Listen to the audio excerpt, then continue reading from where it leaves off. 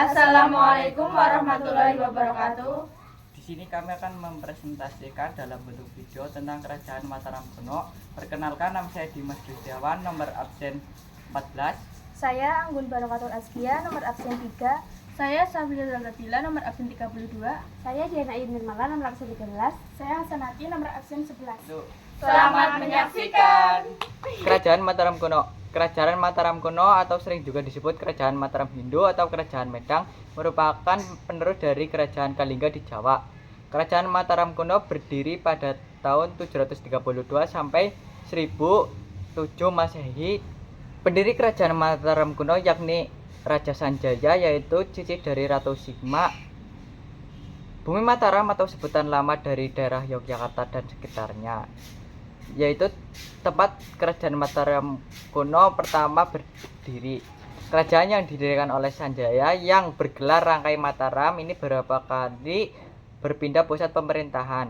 Kerajaan Mataram kuno memiliki 2 periode berdasarkan lokasi ibu kota pemerintahannya. Kemudian di Kerajaan Mataram kuno terdapat beberapa dinasti yang menguasai Kerajaan Mataram kuno. Yang pertama, dinasti Syailendra. Dinasti Syailendra mulai memimpin pada akhir abad ke-8 Masehi. Di dinasti ini, Kerajaan Mataram kuno meraih masa kejayaannya.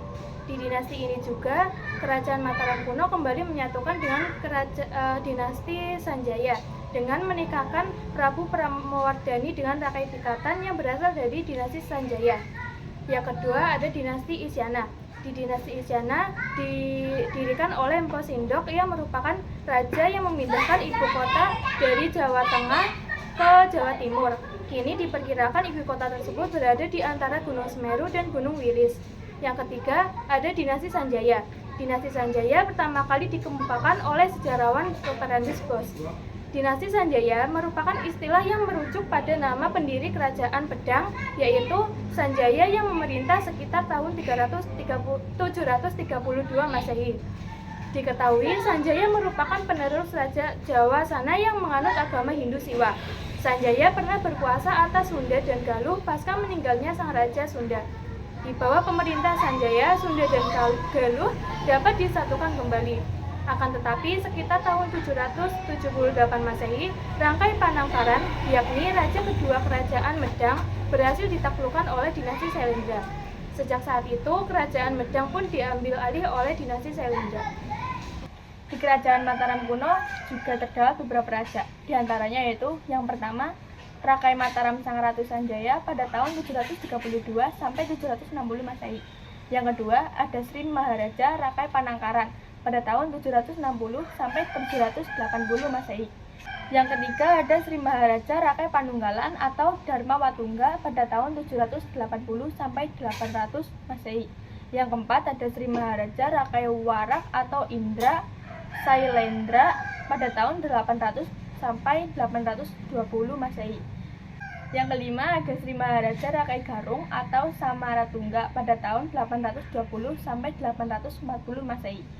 Yang keenam ada Sri Maharaja Rakai Pikatan Dana Maharatu Pramodawardhani pada tahun 840 sampai 855 Masehi. Yang ketujuh ada Sri Maharaja Rakai Kaliwangi alias Dyah Lokapala pada tahun 856 sampai 882 Masehi. Yang kedelapan ada Sri Maharaja Rakai Watuhumalang pada tahun 882 sampai 899 Masehi. Yang kesembilan ada Sri Maharaja Rakai Watukara Dyah Balitung pada tahun 899 sampai 915 Masehi. Yang ke-10 ada Raja Daksa pada tahun 915 sampai 919 Masehi. Yang ke-11 ada Raja Tulodong pada tahun 919 sampai 924 Masehi.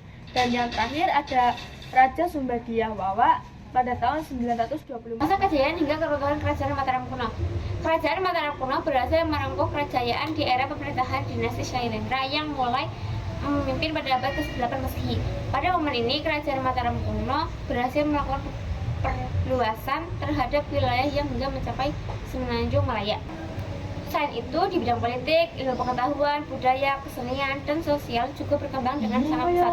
Salah satunya pencapaian adalah pembangunan Candi Borobudur. Keruntuhan. Peristiwa kehancuran kerajaan Mataram kuno disebabkan karena adanya perselisihan yang berlanjutan antara Jawa dengan Sumatera.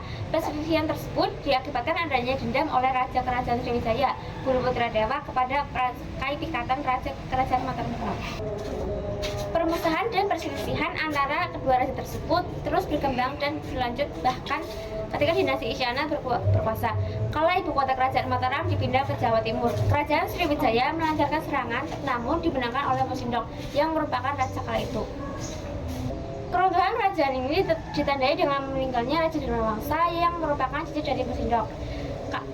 Kala itu Raja Dharmawangsa tengah karena merayakan pernikahan putrinya, sementara istana diserang oleh Aji Wurawuri dari Luaram yang diperkirakan merupakan bagian dari sekutu kerajaan Sriwijaya. Terdapat beberapa peninggalan dari kerajaan Mataram kuno, yaitu Candi Mendut, Candi Srikandi, dan Candi Pawon. Candi Mendut merupakan peninggalan dari kerajaan Mataram kuno yang diduga dibangun oleh abad ke-9. Seorang ahli arkeolog asal Belanda menduga jika candi dibangun oleh raja pertama dari Wangsa Shailendra pada tahun 824 Masehi. Dibuktikan dengan prasasti Karangtengah. Candi Pawon ditemukan pada abad ke-19 dalam kondisi rusak, tertimbun semak belukar, kemudian mulai diperbaiki pada tahun 1903. Candi Srikandi merupakan salah satu candi di kompleks percandian Dieng. Penggunaan bercorak Hindu aliran Siwa ini berdiri di kawasan dataran tinggi dan berada pada ketinggian sekitar 2000 mdpl. Di kerajaan Mataram kuno terdapat beberapa prasasti. Yang pertama yaitu Prasasti Pujangan, Yang kedua ada prasasti Kelura, yang ketiga ada prasasti Ratu Boko, Yang keempat yaitu ada prasasti Manti Asih. Yang kelima yaitu ada prasasti Wanawatarna III. Yang keenam ada prasasti Kalasan, dan yang ketujuh ada prasasti Cagal.